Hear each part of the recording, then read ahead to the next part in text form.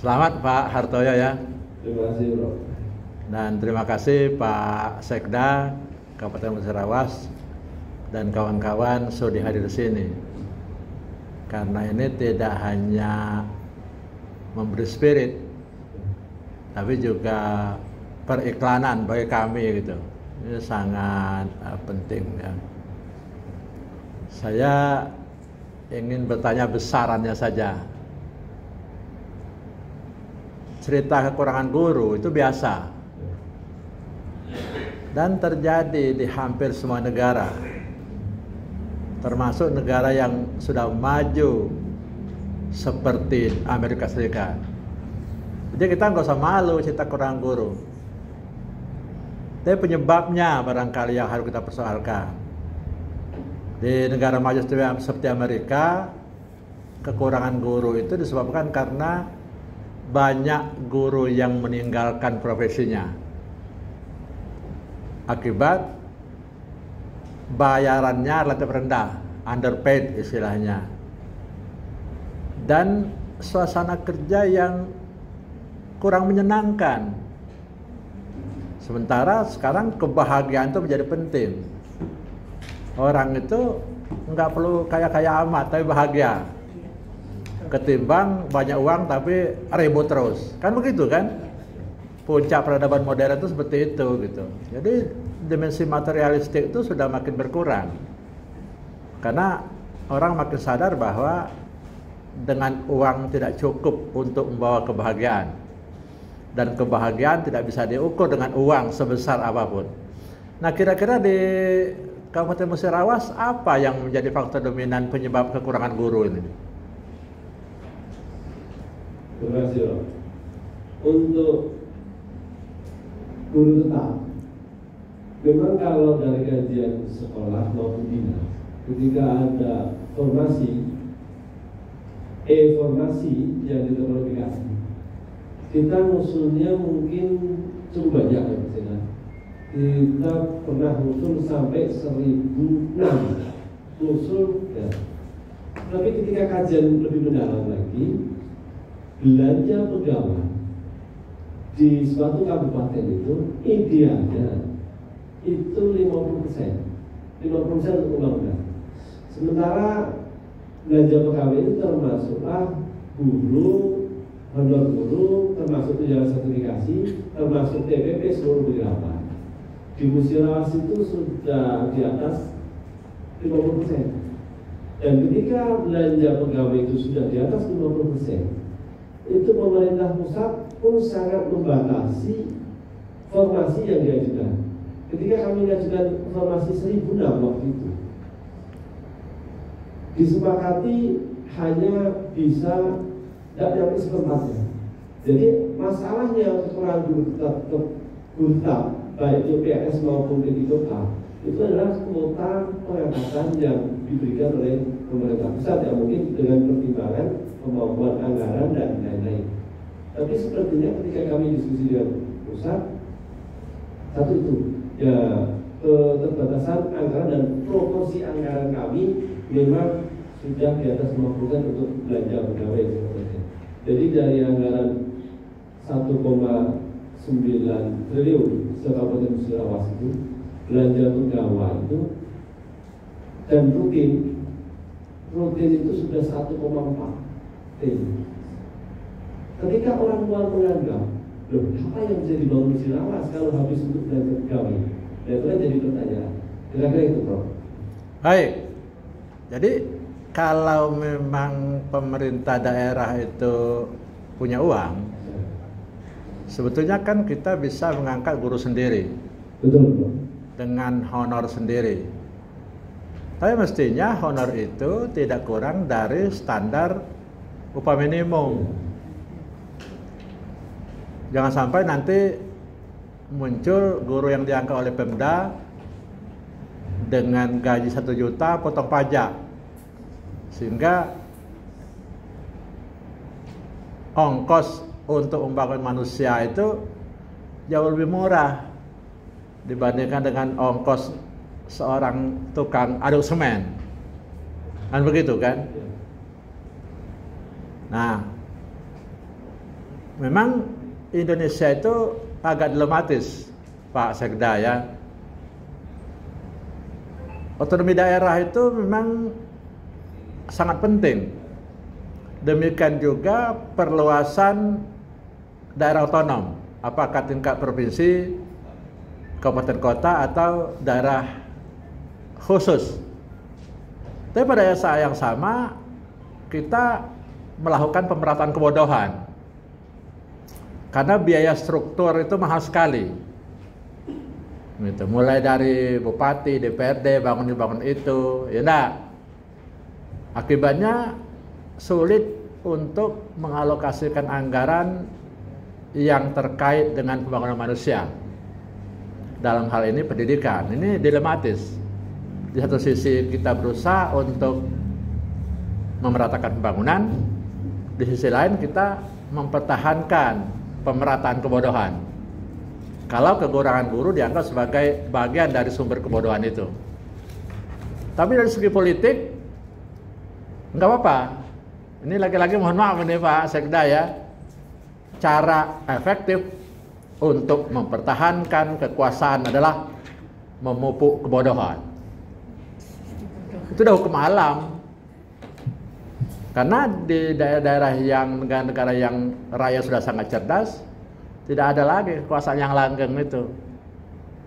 Dan ketika mereka menjadi makin cerdas, pilihannya berubah. Karena itu memang ada segmen yang sengaja dipelihara supaya tetap seperti itu agar dia tetap menjadi yang terpilih gitu. Karena tadi Bapak nyebut faktor politik juga. Oke. Apakah yang menjadi penyebab utama guru-guru kita ini belum mampu memenuhi standar layanan minimum, katakanlah begitu ya? Sebab kalau alasan kompetensi menurut saya tidak masuk akal gitu. Karena rata-rata kalau saya tidak boleh sebut semua, guru-guru itu S1. Masa iya S1 tidak profesional untuk ngajar SD? Betul nggak? Nggak masuk akal bagi saya itu. Tapi oke lah kalau itu menjadi fakta begitu ya. Nah kalau menurut Pak Hartoyo apa kira-kira yang menjadi penyebab kita sulit memenuhi standar layanan ini? Terima kasih Pak. Kalau pengalaman ini, kalau setara administrasi guru itu S1 benar. Mungkin 75% PNS sertifikasi benar. Fakta di lapangan, guru itu disertifikasi maupun tidak, S1 maupun tidak jauh beda. Nah, ini ada Pak Sika dan kami sampaikan di sini. Saya pernah mengumpulkan guru honor di suatu kecamatan, Sangit misalnya. Karena Sangit itu kecamatan yang relatif dekat dengan kota, yang nyaris semua guru PNS itu jadi kota. Pertanyaan saya sederhana, guru PNS itu kalau di Linggau krimis, dia pun yang honor, tolong masuk kelas ya, aku tidak bisa masuk. Itu Pak Sugiono, pengurus pembagian jabatan kemudian. Akhirnya sekolah-sekolah yang relatif tidak begitu jauh dari kota, karena 30 km dari kota Linggau, itu malah yang menyelenggarakan pembelajaran faktual. Itu ada guru honor yang mungkin tidak sadar. Dan beberapa desa di dalam itu nak masuk itu memang relatif rawan. Jadi nak masuk ke misalnya Batu Gani, Rawa Blitar itu nunggu di rumah saya itu bareng-bareng. Akhirnya karena bareng-bareng itu masuklah sekolah SD itu 9.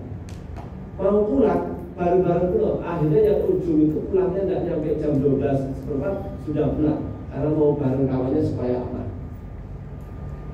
Ketika saya dengar pertanyaan, kalau guru yang sertifikasi cuma nelpon kawannya di Liga, ya, dengan gaji dia 5 juta, 6 juta, dan tunjangan sertifikasi rata-rata 5 juta, berarti sebulan sudah di atas 11 juta.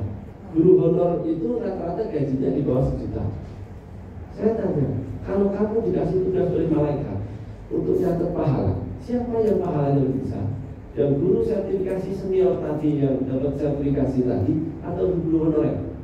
Pasti semua menjawab guru honorer. Ketika tugasnya dinaikkan kamu, jadi malaikat yang menentukan surga dan neraka. Di sebelah kanan guru honorer, sebelah sana guru sertifikasi. Siapa yang layak Allah masukkan surga ke neraka? Guru sertifikasi yang senior tadi yang masuk neraka, atau guru honor yang gajinya cuma ada sedang? Dia Pak. Nah itulah cerminannya bahwa secara administrasi sudah S1, sudah sertifikasi, tetapi kenapa hasil belajarnya masih musyawarah masih merah, tidak nyampe 50%? Karena ternyata ketika tugas di lapangan, kedisiplinan dan etos kerja guru itu juga perlu diupgrade. Bukan hanya masalahnya kan. Jadi saya pada kesimpulan ketika diskusi itu, nak naik berapapun gaji guru, nak sama dengan jenderal itu, ketika etos kerja dan mental kerja guru itu bisa, hasil belajar untuk memenuhi standar minimal itu juga akan jadi hal yang sulit diwujudkan. Itu pengalaman pribadi yang saya lakukan. Dan kenapa sertifikasi sudah 75% kok hasil kompetensi belajar siswa ternyata masih rendah. Ini salah satunya itu, Bro. Baik, mengajar itu seni satu sisi, ilmu sisi lain. Kalau kita berharap dengan sertifikasi guru lalu dia dapat sertifikat, kinerjanya meningkat beberapa kali lipat, itu memang tidak bisa. Sertifikasi itu adalah pengakuan atas sebuah profesi, dan dengan itu negara wajib membayarnya. Saya penyusun Undang-Undang Nomor 14 itu, ya, terutama naskah akademiknya. Filosofi sertifikasi itu memang bukan untuk bagaimana guru itu sejahtera. Filosofi dasarnya adalah merangsang anak-anak dan generasi muda untuk tertarik pada profesi guru. Kayak di Finlandia. Di Finlandia itu anak-anak itu kalau tidak 10 besar di SMA nggak akan bisa jadi guru. Nggak akan bisa. Artinya memang dia adalah orang-orang terbaik. Nah, mestinya kita ke depan juga merekrut guru itu dari orang-orang terbaik. Saya tertarik dengan kata Bapak tadi soal monitoring gitu ya. Karena monitoringnya rendah, maka kualitas layanan juga rendah. Hasil belajar juga rendah. Tapi kita belajar dari Finlandia. Finlandia itu pengawas sudah nggak ada. Dihapus. Gitu. Padahal Finlandia itu juga suasananya suasana kampung sebetulnya. Karena di situ ada kira-kira 187.000 lebih danau. Dan sekitar 70% wilayah Finlandia adalah hutan. Kalau kita negara kepulauan, Finlandia juga dikelilingi oleh pulau-pulau kecil, lebih dari 180.000 pulau. Sebab penduduknya hanya sekitar 5,5 juta. Apakah Bapak punya mimpi untuk bagaimana ke depan itu mewujudkan layanan pendidikan yang bagus di sekolah dasar? Mumpung Pak saya sudah dengar nih, silakan. Terima kasih, Pak. Ketika Prof. Jenderal Falsafah Dasar Undang-Undang Guru Dosen itu, proses itulah merangsang generasi muda untuk masuk ke LPDK, ya, lembaga pendidikan untuk guru. Itu mungkin pas kondisinya, Bro. Teman-teman begitu cerita sertifikasi guru seperti ini banyak enaknya jadi guru daripada jadi pegawai di kecamatan. Memang kalau SMA itu pengalaman kami dan ada beberapa rekan kami yang mengajar di FKIPC bercerita, Pak Tayo, mengajar di FKIP tidak sesulit zaman dulu. Kalau sekarang di FKIP itu banyak komputer. Bahkan beberapa nilai TBK itu tertinggi sekarang masuk FKIP. Itu cerita kira-kira 5-6 tahun yang lalu. Nah, dan hasilnya memang saat ini memang beberapa guru itu kompetensinya sangat bagus. Tetapi supply itu tidak cukup dari perguruan tinggi yang ternama. perguruan tinggi swasta yang kecil-kecil yang input dari awal sisa-sisa anak yang tidak masuk PTN itu masuk perguruan tinggi kecil-kecil yang kasarnya kita ngomong asap masih dinyawa, masih banyak jadi mahasiswa. Nah itu mau diupgrade dalam waktu 4 tahun jadi sarjana pendidikan untuk belajar di sekolah secara administrasi itu, secara kompetensi awal itu ternyata masih banyak jadi masalah. Nah ketika kita membandingkan nilai kompetensi guru ketika ada uji kompetensi guru, musyawarah itu di angka 5,2. Sementara anak itu lulus ujian itu harus 5,6. Jadi saya sampaikan, jujur saja kalau di rata-rata guru SD itu siswa SD tidak lulus dong. Siswa SD dulu 5,6, nilai guru 5,2. Nah, ketika ditelusuri memang ada guru yang terbaik beberapa nilainya 9,2 di atas 9 lah. Tetapi itu ternyata persentase guru yang baik kualitasnya itu masih sangat sedikit. Dan mungkinkah ada mimpi itu? Sangat mungkin. Ketika nanti seleksi guru itu semakin baik, semakin ketat, dan supply itu kondisinya memang kompetensinya baik, ya insya Allah peningkatan kompetensi untuk mencapai standar kualitas selanjutnya itu bisa tercapai. Tapi itu mungkin tidak instan secara bertahap. Kalau saya ada keyakinan kalau proses seleksi guru itu semakin baik dan kompetensi input itu juga semakin baik, insya Allah kualitas layanan ini akan semakin baik. Baik, ini bagus nih. Kalau misalnya anak SMA dites ya, lalu untuk topik tertentu gitu, lalu guru SMA dites gitu ya, lalu skor anak SMA itu lebih bagus pada gurunya, itu yang bagus. Karena guru-guru yang hebat itu adalah guru yang bisa buat anak lebih hebat dari dia. Kalau kita mau mencari pelatih pemain yang melebihi kehebatan Ronaldo atau melebihi kehebatan Lionel Messi, nggak akan bisa, nggak akan ketemu. Gitu. Jadi karena pelatih itu sebetulnya membuat orang jadi lebih hebat. Tidak ada pelatih yang lebih hebat dari pemainnya. Kalau pelatih lebih hebat dari pemainnya, dia jadi pemain. Kan begitu kan? Nah, terakhir, ini info Pak Sekda dengar lagi-lagi. Dalam pertemuan dengan rektor gitu, Jokowi presiden waktu itu mengeluh doktor dan master di Indonesia hanya 0,43%. Saya menyayangkan keluhan itu. Presiden jangan mengeluh mestinya. Sepertinya gubernur, bupati, wali kota jangan mengeluh gitu. Kalau hanya 0,43%, apa yang dikerjakan selama ini? Coba kalau dibuat aturan, kepala dinas minimum doktor, sekretaris dinas minimum doktor, gitu. Kepala SMA, SMK minimum doktor, kepala SD, SMP minimum master. Dan kalau itu menjadi kewajiban semua, pasti orang potong-panting untuk mencari dokter dan master kan? Jadi Pemda itu nggak perlu mengeluarkan uang, nggak perlu 1 perak pun nggak usah. Yang penting izinnya diperlancar gitu ya.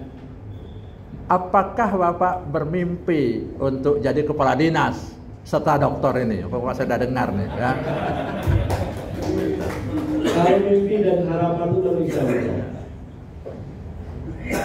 Kira-kira tahun 2017 ya, ketika Pak Senen jadi Sekda, saya mulai dekat dengan Pak Senen. Kita berprotes di depan gubernur pun saya dampingi. Waktu saya masih muda, masih pegawai belum begitu lama, tapi saya jabatan masih Islam Akasi. Begitu Pak Senen Sekda, Pak Bupatinya Pak Ridwan Mukti begitu nanya, Pak Santoyo ingin jadi apa? Cita-cita saya Pak Sekda provinsi. Waktu itu saya jawab itu Pak, karena beberapa kabak itu khawatir bakal posisinya terganti. Jadi di depan orang saya jawab, saya nggak ingin jadi apa. Kalau cita-cita saya pengen jadi Sekda provinsi salah satu. Jadi kalau meleset pun bisa jadi Sekda kabupaten. Baik, oke. Jadi maksud saya begini, ini agak panjang saya ya, kita gunakan ini. Orang itu selalu mengatakan serahkan sesuatu pada ahlinya. Dan begitu kan? Agama serahkan pada ahlinya, matematik serahkan pada ahlinya, fisika serahkan pada ahlinya. Tapi ketika duduk pada posisi manajerial, semua merasa bisa. Saya kalau diceramai orang matematik, orang fisika, orang kimia, dibohongin pun juga saya ngangguk saya. Tapi kalau usaha kerja manajerial gitu, karena itu bidang saya tahu salah Anda ini, nggak begitu caranya. Kenapa? Karena dia tidak berteori. Kecuali untuk hal-hal yang bersifat politis, ya maklumlah ya. Tapi untuk hal-hal yang non politis, mestinya ini harus menjadi perhatian di masa depan, gitu ya. Gitu. Karena itu kalau saya boleh berpesan, saya titip kepada Pak Sekda dan kawan-kawan semua. Coba kita uji gitu. Apakah benar kualifikasi doktor itu memang mumpuni untuk duduk pada posisi manajerial?